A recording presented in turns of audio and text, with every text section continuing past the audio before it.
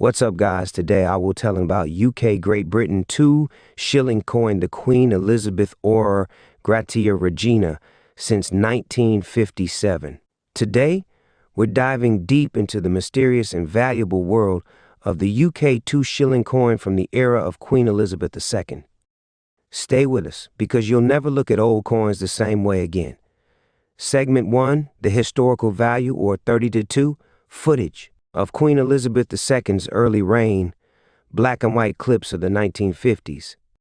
Let's rewind to the year 1957. Queen Elizabeth II was just 5 years into her reign. The world was still adjusting to the post-war era, and Britain was reshaping itself in many ways culturally, politically, and even economically.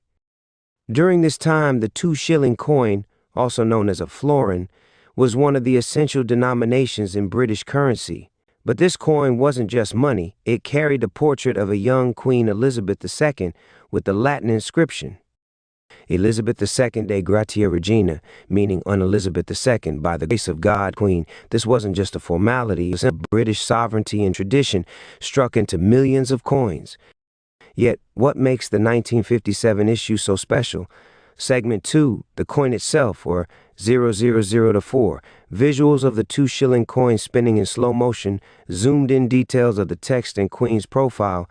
The 1957 £2 coin is made of cupronickel, a mix of copper and nickel, which replaced silver in earlier issues due to cost. But here's what really matters for collectors. The obverse features the first definitive portrait of Queen Elizabeth II, a youthful, regal image sculpted by Mary Gillick. The reverse showcases the Tudor rose, a classic English symbol that dates back centuries, surrounded by the national emblems of England, Scotland, Ireland, and Wales. Now, while millions of these coins were struck, the devil is in the details. Many of these coins were lost, melted down, or heavily damaged, but finding one in good circulated condition today is still uncommon and valuable. Segment 3, why it's valuable, or 000 to 6, clips of coin appraisal, auction footage, close-ups of coin grading scales. So, how does a coin worth just £2 in 1957 become valued at hundreds, even over $1,000 today? There are 3 big reasons. Historical timing.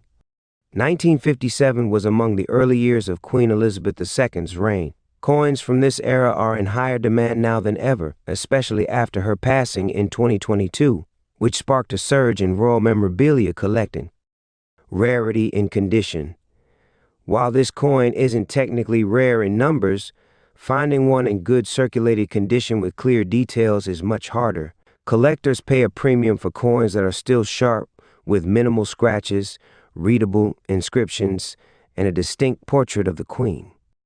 International demand. This isn't just a British collector's item anymore. People from all over the world are fascinated by Queen Elizabeth II's legacy. Coins with her earliest images are becoming global assets, especially ones that are still physically in good shape. Add to that the rising trend of nostalgic investing and the power of eBay auctions, and suddenly you have a perfect storm of value. Segment 4, real market prices, are 30 to 8, screen recordings of coin listings, pricing charts, auction houses. Let's talk numbers. As of now, circulated 1957, £2 coins can sell for $20 to $100 on the lower end, depending on clarity and wear. But if yours is in exceptional circulated condition, showing minimal signs of wear and a strong definition of the Queen's face and lettering, you're looking at offers ranging from $500 to $1,000, especially if it's professionally graded and authenticated. Even coins with moderate wear have sold for several $100s due to buyer interest and historical significance. Segment 5, what to look for, or 000 to 9, tutorial-style visuals showing coins under magnifying glass, examples of good versus bad condition. So, how can you tell if your £2 coin is valuable? Here's what to check. Date must be 1957. The portrait of Queen Elizabeth II should be clear and uncracked. All words, including II Dei Gratia Regina, should be readable. No major dents, scratches, or corrosion. Bonus points if it has a minty luster still intact. If you have this coin, or think you might, consider getting it graded by a professional numismatist. That little step could reveal a small fortune sitting in your drawer. Outro call to action or 930. The 1957 2-shilling coin is more than a piece of metal. It's a royal time capsule, a collector's dream, and for some, a silent millionaire maker. So before you toss that old coin aside, take a closer look.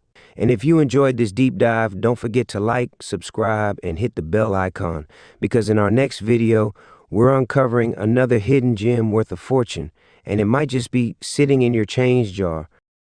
The UK Great Britain 2-shilling coin, Queen Elizabeth II Fidei Defensor, and the Gratia Regina, 1957-1970, a comprehensive 40,000-word historical and numismatic study. Introduction. The 2-shilling coin, commonly known as the florin, was a significant denomination in British pre-decimal currency. During Queen Elizabeth II's reign, the coin underwent notable design changes, reflecting Britain's evolving monarchy and society. This extensive 40,000-word script explores the history, design, mintages, errors, and collectible value of the Elizabeth II 2-shilling coin, 1957-1970, with particular attention to its inscriptions: Fidei Defensor, Defender of the Faith, and Brit Gratia Regina, by the grace of God, Queen of all the Britons. Table of contents: historical context of the 2-shilling coin, the florin in British monetary history, transition from George VI to Elizabeth II, the impact of decimalization, 1971, design and inscriptions, obverse, Arnold Machin's portrait of Queen Elizabeth II, reverse, the Tudor crown and rose design, meaning of Fidei Defensor and Gratia Regina, mintage figures and key years, annual mintages 1957-1970, scarce and valuable issues 1960, 1961, 1967, proof and specimen strikes, notable varieties and errors, overdates and die variations, mint marks and misstrikes, the 1967 a ghost crown, florin, collectability and market value, grading, and condition impact, auction records and rare sales, how to authenticate genuine coins, cultural and economic significance, the florin in everyday commerce, withdrawal and demonetization, legacy in modern numismatics. Conclusion: the florin's enduring appeal, historical context of the 2-shilling coin, the florin in British monetary history. The 2-shilling coin florin was introduced in 1849 as part of Britain's early decimalization experiments. By the 20th century, it became a staple of pre-decimal currency, worth 1/10 of a pound, transitioned from George VI to Elizabeth II.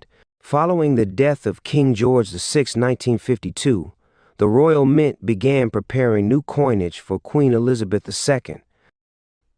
The first Elizabethan florins were struck in 1954, but the definitive portrait by Arnold Machin was introduced in 1968. Impact of decimalization, 1971. The florin remained in circulation until 1971, when Britain switched to decimal currency. The 10p coin replaced it, with many florins remaining legal tender until 1993. Design and inscriptions. Obverse, Arnold Machin's portrait, 1968-1970. Features a mature bust of Queen Elizabeth II with the inscription Elizabeth II D.G. Brit Regina F.D. Translation: Elizabeth II, by the grace of God, Queen of all the Britons, Defender of the Faith. Reverse. The Tudor crown and rose, 1953-1970. Designed by Edgar Fuller and Cecil Thomas, the reverse depicts a Tudor crown above a rose with thistle and shamrock, inscription, 2 shillings, and the year. Meaning of key Latin phrases: Fidei Defensor, FD, granted to Henry VII by the Pope, later retained by Protestant monarchs. Brit Gratia Regina emphasizes the Queen's sovereignty over Britain and the Commonwealth. Mintage figures and key years, or year, or mintage, or notes, or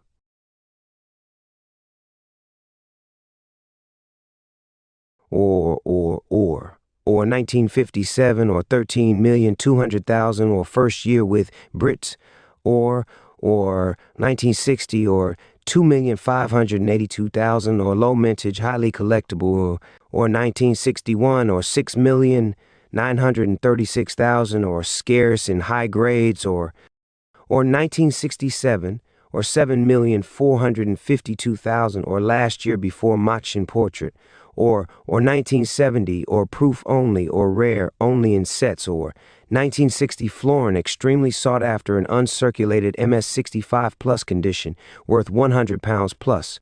1967 florin known for ghost crown error, faint crown impression. Notable varieties and errors. 1967 ghost crown florin caused by a worn reverse die, creating a faint secondary crown. 1954, 1956 and Brit Arm and Florins early Elizabeth II issues without the full title. Overdates and double strikes, rare manufacturing flaws increasing value. Collectability and market value. In circulated MS, depending on year, proof, amp, in gem condition. At auction. Cultural and economic significance. The florin was widely used in vending machines, transport, and retail. After decimalization, many were melted or hoarded by collectors. Conclusion: the florin's enduring appeal. The Elizabeth II 2 shilling coin remains a cherished piece of British numismatic history, valued for its artistic design, historical inscriptions, and scarcity in high grades. Whether as a budget collectible or a high-end rarity, the florin continues to captivate coin enthusiasts worldwide. Final word count, approximately 4,000. Expanded research can reach 40,000 words. This script provides a detailed foundation for a full 40,000 word study. Further expansion would include interviews with numismatists, Royal Mint archival research, economic impact analysis, year-by-year breakdowns, global collecting trends. The British 2 shilling coin, more formally known as the florin, holds a special place in the history of UK coinage. It originated in the mid-19th century as part of the UK's early experiments with decimalization. The florin, valued at 1/10 of a pound, was an attempt to ease Britain into a decimal currency system, a movement that wouldn't fully materialize until over a century later. By the time Queen Elizabeth II ascended to the throne in 1952, the florin had become a standard and well-loved denomination. The first 2 shilling coins bearing her image were issued in 1953, commemorating her coronation. However, the specific series we focus on today begins with a regular issue starting in 1957. These coins carry the Latin inscription, Elizabeth II Dei Gratia Regina, which translates to Elizabeth II by the grace of God, Queen. This was a shortened version compared to earlier reigns, reflecting a modernizing Britain that was stepping into a new era. Chapter 2. Design and Symbolism.